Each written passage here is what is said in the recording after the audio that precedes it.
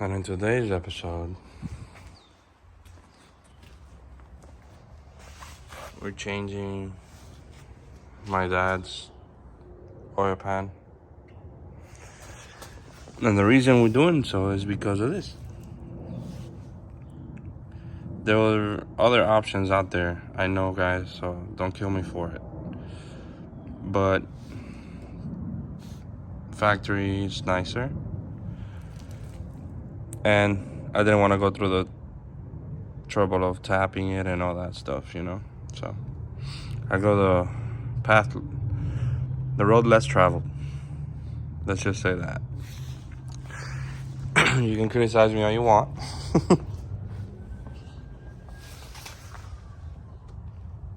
But that's what we're gonna do.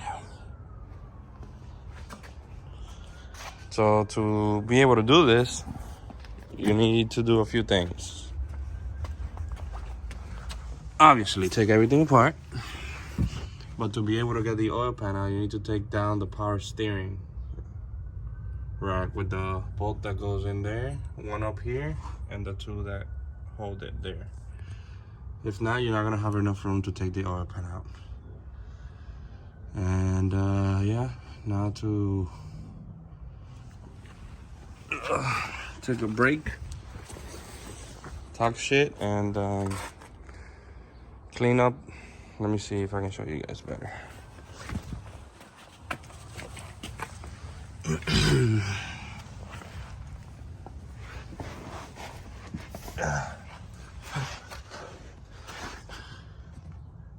Gonna clean all that up to put some more TV and then put the new one back on. The good thing is that the new one does come with replaced O-rings and everything that you're gonna need, including bolts. These are like hard as shit. It comes with that O-ring. The new oil pan comes with that O-ring and these O-rings. Let me see if I can. Look at that. Oh, those are out. So it does come with all that. I'm gonna show you right now. Hold on. Overall, my dad's engine is pretty good. Well maintained. 150 plus thousand miles.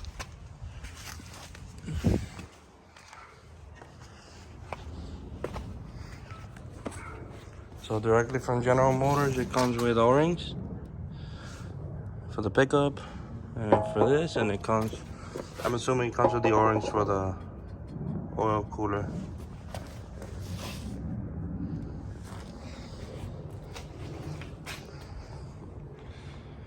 It's a pain in the butt, but it has to be done. Yeah. All right, guys, so we finished the oil pan, but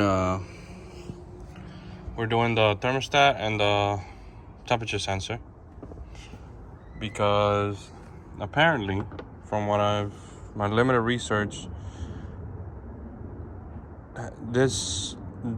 either this stays open and doesn't allow the coolant, the engine to get an operating temperature and the fans stay on, right? So I've found a lot of people saying it's either the thermostat or the sensor giving a false signal, but in this case, the needle on the dash stays all the way cool, meaning this is staying open. So as a precautionary measure, I'm replacing the thermostat and the sensor. I already put the new one in there.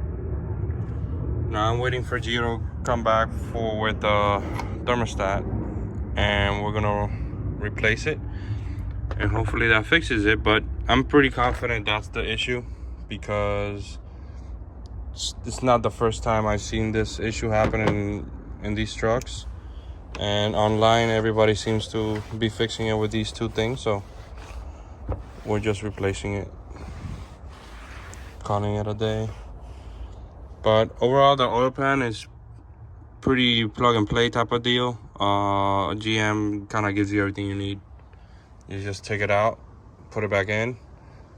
It's pretty simple. Not a difficult job, but it's a tedious job. So you gotta make sure you do it correctly. If not, you're gonna mess up your truck.